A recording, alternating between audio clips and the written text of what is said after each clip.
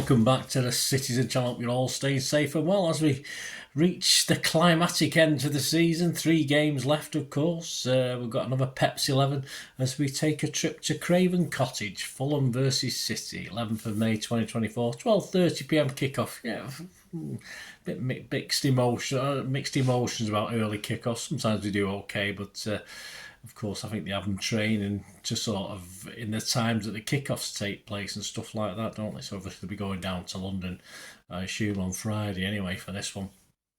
It's on TNT Sports, so we're going to have a look at Fulham. Yeah, I suppose if you have Spursy seasons. I suppose Fulham have Fulhamy seasons, don't they? Very safe at the moment. Not a lot more than that.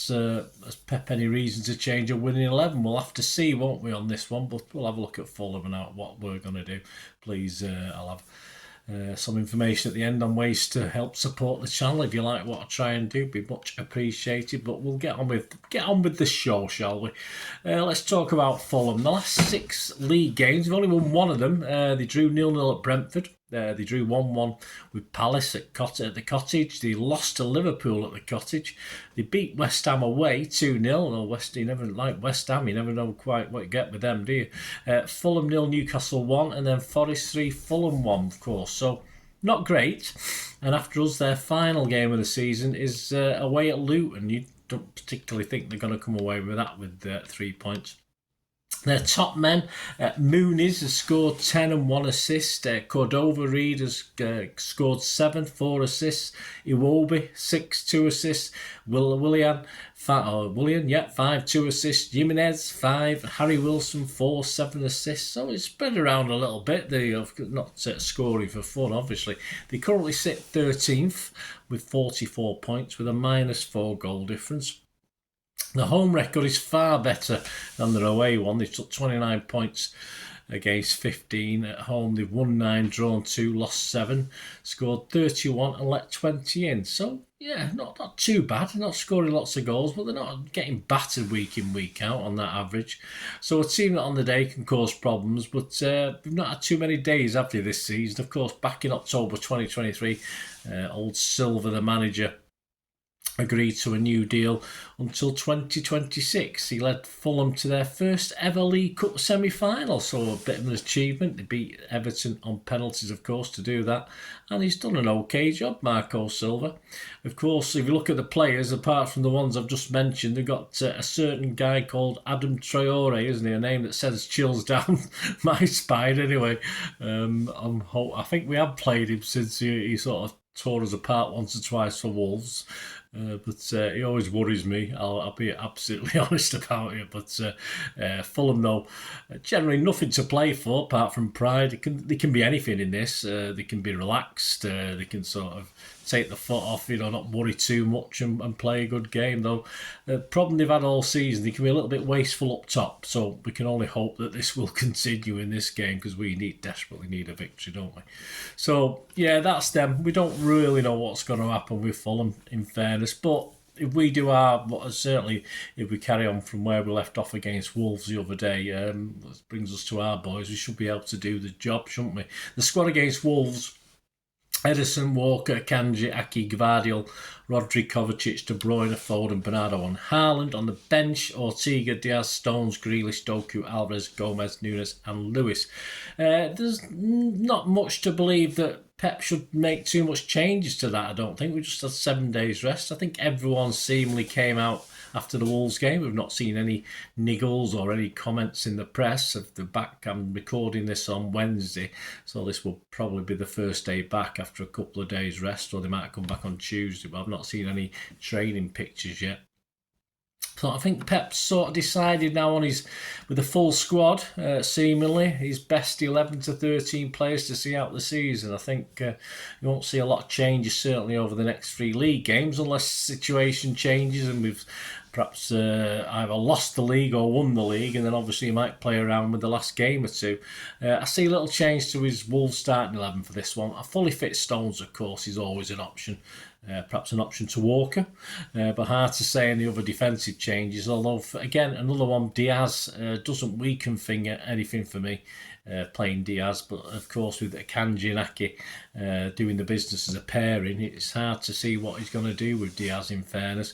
When the going gets tough in a physical sense, surely Kovacic has to play out this season, so as long as we need him, that physicality, and I think he's the way to go alongside Rodri for the last 3 league games at least. Grealish, yeah, we may not see too much pitch time, I don't think, and Doku may be better if needed as an impact sub. I think we'll perhaps Grealish defensively to tie up games that perhaps we're winning, maybe a thought, but I can't see us starting with both or either at the moment. Alvarez, maybe given the opportunities, his confidence will be high. He's a guy who's got, we need people who can score. He is a guy that can score. Now, I can't really say that about Grealish and Doku. That's why I'm not 100% sure. But at least with Alvarez, we know he can get into positions to score goals. But I don't think there's little to change for Pep, certainly until the final game or the FA Cup final, that's for sure. So I will make changes, but literally I can only ever see a maximum of 2. And this is my team. I think I've made 1 change to the team that beat Wolves last week. This is my 11, guys. Let me know what you think. Let me know your thoughts, or whether you agree with what I'm saying, or whether other people might push their way into this. But I'm going to go on the basis that Stones is fully fit now. He's had a bit of a run out the other day. Hopefully he's trained well. And I would like him to replace Walker, although I don't know. Walker, yeah, I mean, otherwise Walker's going to stay there till the end, isn't he? But I'd like to think Stones will get a chance. So this is my 11. I'll give Walker a rest. I won't drop him, I'll just give him a rest. Ederson, Stones, Akanji and Ake. I said Diaz pops in, I wouldn't be bothered. Gvardiol, Rodri, Kovacic, Bernardo, Foden, KDB and Haaland. Yeah, so no room for any wingers at the moment, but of course we know people, obviously with that Bernardo and Foden, KDB, we can mess around on playing down the left and right anyway, can't we? So it's no big deal, and I think that's a quite impressive starting 11. And as I say, I think Pep's probably only got about 12, 13, perhaps 14 players in his mind at the moment can do a job to win us this 4P, of course. Let me know what you think, guys. Anyway, it'd be great to hear your views and opinions. On to predictions. Andy Morrison's prediction. He said about Wolves. He said, like Wolves, Fulham have he said about Fulham. Like Wolves, Fulham have impressed at times this season, but they seem to blow hot and cold. It's a few Premier League teams like that. If they're at it for this game, we may need to be patient and gradually overpower them. We will need to be somewhere near our best, but it's not an easy ground to go to. But if we're still needing wins all the way, we are, Andy. We'll win here. There we go. Well, let's go with Andy's prediction. Fulham 0, City 2. So yeah, 7-1. And I must admit, I was going to go for 2-0, but I don't like to agree to that unless there's justifiable means of agreeing to Andy. I don't like always agreeing with him, so I'll go for the bit more boring scoreline that's sort of standard fare for some people. I'll go for 3-1 for City in this one. I'll let Fulham get a goal, but it will be a consolation goal. And that's 9-1 generally. You can get on that one. So what are the rest of the odds looking like? I did this at the 8th of May 2024. Of course, to win the Premier League, City, with so little games now, there's not going to be much change unless everything ends in a defeat for Arsenal or us this weekend and victory for the other will totally change these odds. But City are staying around 2-5 on. Normal it's 4-11, but you can get 2-5 in a place anyway. And Arsenal, again, no movement from Arsenal, of course. We're not worried about. We're not bringing Liverpool into this anymore, so just Arsenal, no movement. They're still at 9-4. So if you're an Arsenal fan, City have still got to do the business. I think they'll be confident Arsenal can win the last 2 games. So yeah, 9-4. It's worth having a go if you're an Arsenal fan. The match odds themselves for the City against Fulham. City are 1-4 on to win the match. A draw is 11-2, and Fulham are 10-1. Other popular scorelines, a 2-1 win and a 4-0 win, are both the same price, about 8-1, so there's not much difference there, is there? And a 3-0 win for City is 17-2, and you have to go a little bit further down to find the first odds on a Fulham win, and the most likely Fulham win is 2-1, God forbid, 28-1.